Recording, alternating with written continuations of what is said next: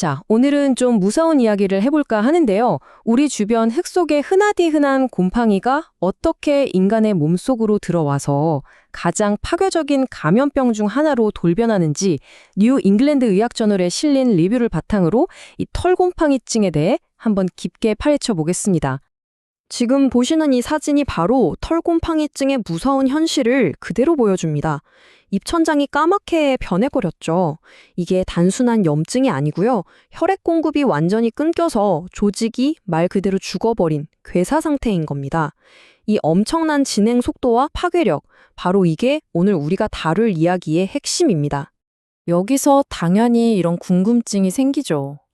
아니, 우리 주변 흙이나 썩어가는 나무, 어디에나 있는 이 평범한 곰팡이가 도대체 어떻게 우리 몸 안에서는 이렇게 무시무시한 파괴자가 될 수 있는 걸까요? 그 이유를 지금부터 하나씩 알아보겠습니다. 자, 그럼 먼저 적부터 제대로 알아야겠죠? 도대체 털곰팡이증이란 게 뭔지, 이 공격적인 침입자의 정체부터 한번 살펴보겠습니다. 정의를 한번 보세요. 급속히 진행, 그리고 치명적이라는 단어가 바로 눈에 띄죠? 이게 그냥 피부에 생기는 그런 곰팡이랑은 차원이 다른 이야기라는 겁니다. 우리 몸 가장 깊숙한 곳, 그러니까 폐나 뇌 같은 핵심 장기를 직접 공격하는 아주 위험한 감염입니다.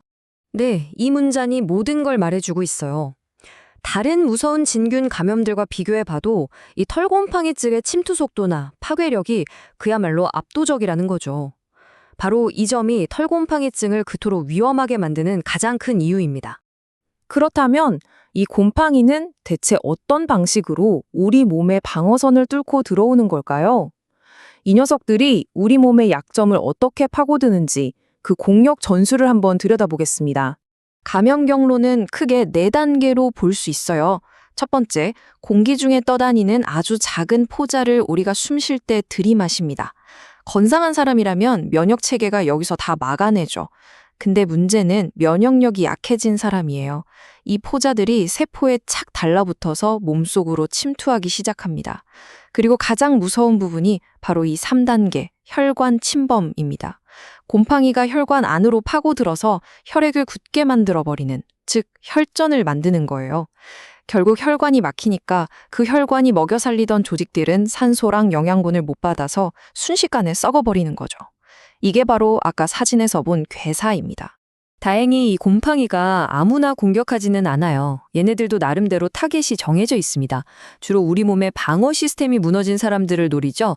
예를 들면 혈액암 환자나 장기 이식 수술을 받은 분들처럼 면역력이 아주 약해진 경우, 그리고 특히 혈당 조절이 안 되는 당뇨병 환자들이 주요 표적이 됩니다. 큰 부상이나 화상도 위험할 수 있고요. 최근에는 코로나19 감염이나 특정 암 치료도 새로운 위험 요인으로 지목되고 있습니다. 자, 그럼 이렇게 똑똑하고 파괴적인 적이랑 싸우려면 어떻게 해야 할까요? 당연히 무기 하나만 가지고는 어림도 없겠죠. 그래서 의사들은 이른바 5대 핵심 전략이라는 아주 조직적인 종합 작전 계획을 사용합니다. 이 전쟁에서 이기기 위한 필승 전략 한번 보시죠. 성공적인 치료는 이 5가지가 마치 톱니바퀴처럼 딱 맞아 떨어져야만 가능합니다. 첫째, 최대한 빨리 알아채야 하고요. 둘째, 바로 강력한 항진균제를 투여해야 합니다. 하지만 여기서 끝이 아니에요. 셋째, 이미 죽어버린 조직은 수술로 깨끗하게 도려내야 하고요. 넷째, 환자 본인의 무너진 면역력을 다시 일으켜 세워야 합니다. 그리고 마지막으로 당뇨 같은 근본적인 문제를 바로잡아야 하죠. 이 중에 뭐 하나라도 빠지면 이 작전 전체가 실패할 수도 있습니다. 강력한 항진균제, 물론 중요하죠. 기본 중에 기본입니다. 하지만 오늘 제가 진짜 강조하고 싶은 건 바로 이겁니다. 약만으로는 이 끔찍한 털곰팡이증과의 싸움에서 절대 이길 수 없다는 사실이요. 지금부터 약물 치료를 넘어서는 2가지 결정적인 전략, 바로 수술과 면역 재건에 대해 좀 더 자세히 이야기해 보겠습니다. 그 첫 번째 기둥이 바로 수술입니다. 아니, 좋은 약이 있는데 왜 굳이 몸에 칼을 대는 위험한 수술까지 해야 할까요? 그 이유가 정말 명확하게 있습니다. 자, 한번 상상해 보세요. 항진균제는 폭격기 같은 거예요. 혈액을 타고 온몸을 돌면서 곰팡이를 공격하는 공중지원이죠. 반면에 수술은 뭐냐? 이미 적에게 점령당해서 완전히 폐허가 된 도시, 즉 괴사 조직 자체를 밀어버리는 지상군인 겁니다. 왜냐하면 그 폐허가 된 도시, 죽어버린 조직에는 보급로인 혈관이 다 끊겨서 폭격기, 즉 항진균제가 도달할 수가 없거든요. 그래서 이 부분을 물리적으로 제거하지 않으면 감염은 계속해서 번져나갈 수밖에 없는 겁니다. 바로 이 말이 핵심입니다. 혈관 침범성 경색 때문에, 그러니까 곰팡이가 혈관을 막아서 조직을 죽여버리기 때문에 이 병은 어느 단계를 넘어서면 약으로 고치는 병이 아니라 사실상 수술로 고치는 병이 되어버린다는 거예요. 이게 바로 왜 그렇게 빠르고 광범위한 수술이 환자의 생존에 결정적인지를 설명해주는 이유입니다. 자, 적의 요새를 제거했어요. 그럼 끝일까요? 아니죠.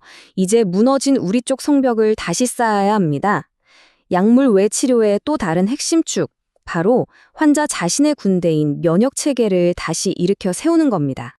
결국 외부에서 적을 공격하는 것만큼이나 어쩌면 그보다 더 중요한 건 우리 몸이 스스로 싸워서 이길 수 있게 도와주는 겁니다. 내부의 방어벽을 다시 튼튼하게 세우는 것, 바로 면역 결핍 상태를 되돌리는 것이죠. 그럼 어떻게 우리 몸의 군대를 다시 강하게 만드느냐? 방법은 이렇습니다.